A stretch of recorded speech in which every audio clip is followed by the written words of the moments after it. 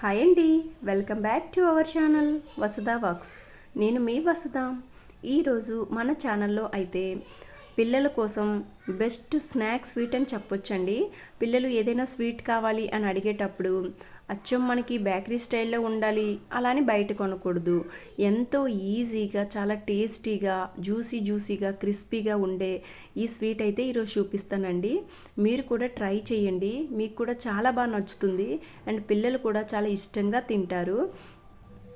ఈ juicy crispy sweet మీరు కూడా చేయాలి అనుకుంటే దానికి కావాల్సిన ఇంగ్రీడియంట్స్ ఏంటి, ఎలా చేయాలి అని తెలుసుకోవాలనుకుంటున్నారు కదండి. ఇంకా లేట్ చేయకుండా ప్రాసెస్లోకి అయితే వెళ్ళిపోదాము.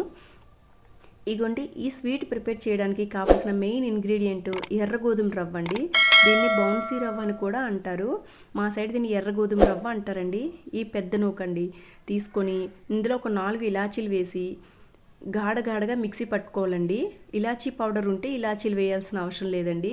నా దగ్గర పౌడర్ లేదని చెప్పి 4 ఇలాచీలు వేసుకున్నాను. ఇప్పుడు ఈ గాఢగా పట్టుకున్న ఈ రవ్వని ఒక బౌల్లో ట్రాన్స్ఫర్ చేసుకొని 1 కప్పు రవ్వ అయితే వేసుకున్నాను కదండి, బౌన్సీ రవ్వ. 1/2 కప్పు గోధుమ రవ్వ అయితే యాడ్ చేసుకున్నానండి. ఇప్పుడు ఇందులోకి 2 టేబుల్ స్పూన్ కొబ్బరి పొడి వేసుకున్నానండి, ఎండు కొబ్బరి పొడి. ఇది కొబ్బరి పొడి అనేది ఆప్షనల్, మీరు ఎంతైనా వేయచ్చు. ఎంత వేసుకుంటే అంత టేస్టీగా ఉంటుంది.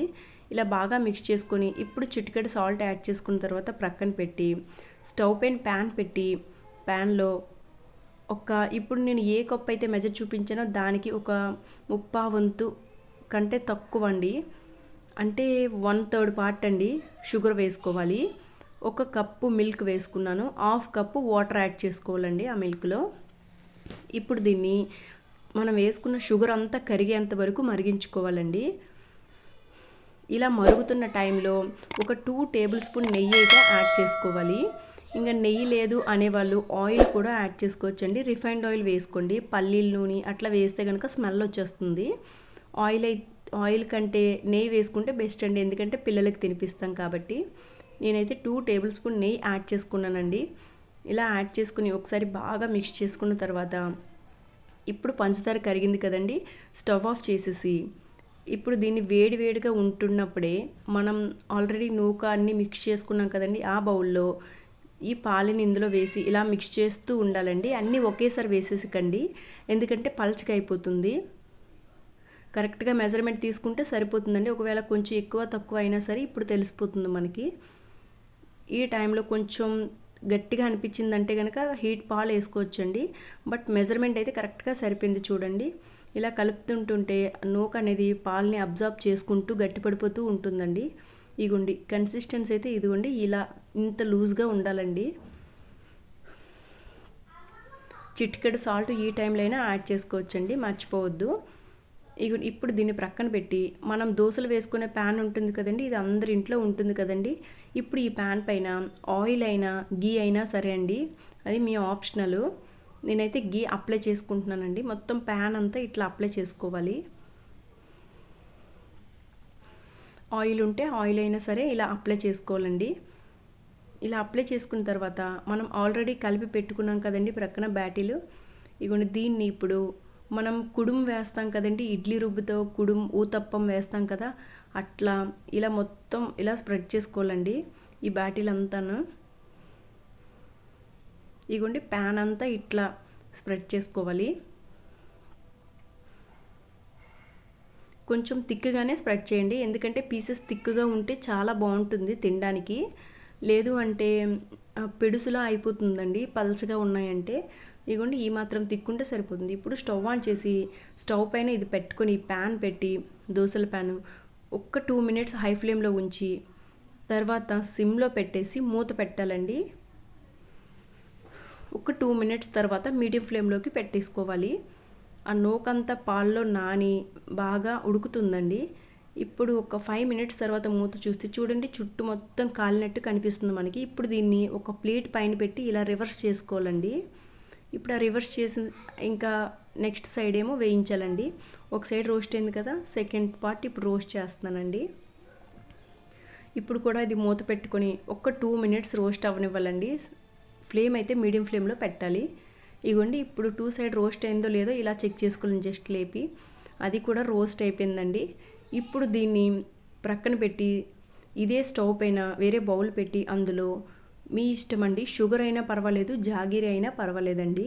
దీనికి మెజర్మెంట్ అంటూ ఏం లేదు. ఒక కప్పు మనం బొంబాయి రవ్వ తీసుకున్నాం కాబట్టి ఒక హాఫ్ కప్పు షుగర్ వేసుకోవచ్చు, లేదా బెల్లం వేసుకోవచ్చు అండి.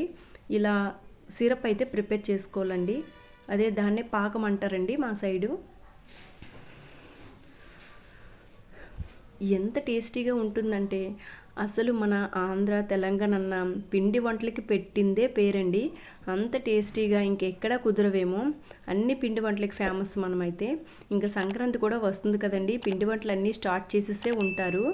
ఏమేమి పిండి వంటలు ప్రిఫర్ చేస్తున్నారో నాకు కామెంట్ సెక్షన్లో కామెంట్ చేయండి. ఇంకా ఇదిగోండి పాకం అయితే వచ్చేసిందండి మనకి. జస్ట్ వేసుకున్న బెల్లం పంచదార కరిగితే సరిపోతుందండి. లేత గులాబ్ జాముల పాకం వస్తే సరిపోతుంది. ఇప్పుడు వేడి వేడిగా ఉన్నది మనం ఇలా వేసుకున్నాం కదండి ఊతప్పంలా, దీనిపైన ఇలా వేసేసేయాలండి మొత్తం. ఇప్పుడు ఇది వేడి వేడి పాకం అనేది మొత్తం అబ్జర్వ్ చేసుకుంటుందండి. మనం వేసుకున్న ఈ రొట్టె మొత్తం అబ్జర్వ్ చేసుకుని మెత్తగా జ్యూసీగా చుట్టూ అంతా క్రిస్పీగా చాలా టేస్టీగా ఉంటుందండి. పిల్లలు అయితే చాలా ఇష్టంగా తింటారు. అండ్ ఇది కూడా వితిన్ మినిట్స్లోనే అయిపోతుందండి. మ్యాక్సిమం 10 మినిట్స్లో అయిపోతుంది, ఎక్కువ టైం కూడా తీసుకోదు. ఇప్పుడు దీన్ని మీకు ఏ షేప్లో కావాలంటే ఆ షేప్లో కట్ చేసుకోవచ్చండి. నేనైతే స్క్వేర్ షేప్లో కట్ చేసుకుంటున్నాను. నాకు స్మెల్ వస్తుందండి, చాలా టేస్టీగా వస్తుంది. ఎందుకంటే నెయ్యి కొబ్బరి వేసాం కదండి, అవి రోస్ట్ అవుతున్నప్పుడు చాలా స్మెల్ వస్తుంది కదండి. ఇగోండి ఇలా కట్ చేస్తున్నప్పుడే నాకైతే నోట్లో నీరు ఊరుతున్నాయండి, అంత స్మెల్ వస్తుంది. సో ఇంకా తినేయాలనే ఆత్రం ఎక్కువైపోతుందండి. ఇలా కట్ చేసుకోవాలి. మీకు ఏ షేప్ కావాలంటే ఆ shape, diamond shape, square shape అట్లండి. ఇవి వేడి వేడిగా తింటే చాలా బాగుంటుందండి. కొంచెం కూల్ అయిపోయిన దానికంటే అప్పటికప్పుడే అలా చేసిన వెంటనే తినేస్తే చాలా టేస్టీ ఉంటుంది. నా ఛానల్ ఫస్ట్ టైం ఎవరైనా చూసినట్లయితే ప్లీజ్ సబ్స్క్రైబ్ చేసుకోండి. ఇలాంటి మరెన్నో వీడియోస్ కోసం ఒకసారి లైక్ అయితే ఇచ్చుకోండి. ఇంకా ఇప్పుడు ఇలా కట్ చేసుకున్నాను కదండి, దీనిపైన నేను డ్రై ఫ్రూట్స్తో అయితే గార్నిష్ చేసుకుంటున్నానండి. నేనైతే బాదం పెడుతున్నాను. మీ దగ్గర ఏ డ్రై ఫ్రూట్ ఉంటే అది పెట్టుకోవచ్చండి. జీడిపప్పు, ఇంకా కిస్మిస్, ఎండు ద్రాక్ష, ఇలా ఏవైనా సరే పెట్టుకోవచ్చండి. చూడండి కలర్ఫుల్గా ఎంత బాగుందో. పీసెస్ కూడా చాలా స్పాంజీలా జ్యూసీగా వచ్చాయి చూడండి. ఇది పిల్లలకి కనుక చేసి పెట్టండి, చాలా ఇష్టంగా తింటారండి. ఇంకా ఎప్పుడు స్వీట్ అడిగినా ఇదే చేయమని చెప్తారండి. నా మట్టుకు చెప్తున్నాను, అంత టేస్టీగా ఉంది. ఇంకా సో ఈ ప్రాసెస్ అయితే చూసారు కదండి, చాలా ఈజీ అండ్ సింపుల్ ప్రాసెస్ అండి. మీరు కూడా ట్రై చేయండి. అండ్ మీ పిల్లలు ఎంత ఇష్టంగా తిన్నారో నాకు కామెంట్ సెక్షన్లో కామెంట్ చేయండి. ఖచ్చితంగా మీకు కూడా బాగా నచ్చుతుందండి ఈ స్వీట్. ఇలా మీరు ఫ్రూట్ పరంగా కాకుండా డ్రై ఫ్రూట్స్ చిన్న చిన్న ముక్కలుగా గుండ్లా చేసుకుని కూడా పైన వేసుకోవచ్చండి. అది ఆప్షనల్, మీకు నచ్చినట్టుగా డ్రై ఫ్రూట్ అయితే వేసుకోవచ్చు. చూడండి ఎంత దూదులా క్రిస్పీగా ఇంకా జ్యూసీగా ఉందండి. తింటుంటే ఎంత టేస్టీగా ఉంది. సో మీరు కూడా ట్రై చేయండి. వీడియో నచ్చితే లైక్ చేయడం మాత్రం మర్చిపోవద్దు. మీరు ఇచ్చే లైక్ వల్ల నా వీడియో ఇంకాస్త మెంబర్కి రీచ్ అయ్యే అవకాశం ఉంటుందండి. ఇగోండి ఫైనల్గా స్వీట్ అయితే 10 మినిట్స్లో రెడీ అయిపోయింది. బ్యాచిలర్స్కైనా, హౌస్ వైఫ్స్కైనా, వర్కింగ్ ఉమెన్స్ అయినా ఈజీగా ఇది ఇంట్లో ప్రిపేర్ చేసేసుకోవచ్చండి. ఇంకా స్వీట్ ఇష్టం అనేవాళ్ళు దీన్ని అయితే విడిచిపెట్టరండి, అంత బాగుంటుంది. నెయ్యి అప్పాలు చేస్తారు చూడండి, ఆ టేస్ట్ వస్తుందండి. ఇదైతే ప్రతి పీస్ చాలా ఇష్టంగా తినొచ్చు. సో మీరు ట్రై చేయండి, మర్చిపోవద్దు. ఇలాంటి మరెన్నో వీడియోస్, ఇంట్రెస్టింగ్ వీడియోస్ కావాలి అనుకుంటే నా ఛానల్ ఒకసారి సబ్స్క్రైబ్ చేసి అండ్ ప్రతి వీడియోకి లైక్ చేసి కామెంట్ మాత్రం చేయడం మర్చిపోవద్దండి. ఎందుకంటే మీరు ఇచ్చే కామెంట్, లైక్ మమ్మల్ని ఇంకాస్త ఎంకరేజ్ చేసి ఇంకొన్ని ఇంట్రెస్టింగ్ వీడియోస్ పెట్టడానికి సపోర్టుగా ఉంటుందండి. ఈరోజైతే ఇంకా ఈ రెసిపీ ఇంట్రడ్యూస్ చేశానండి, నచ్చుతుందని అనుకుంటున్నాను. ఇంకొక రెసిపీతో మళ్ళీ కలుద్దాం. Thanks for watching. Thank you. Bye bye.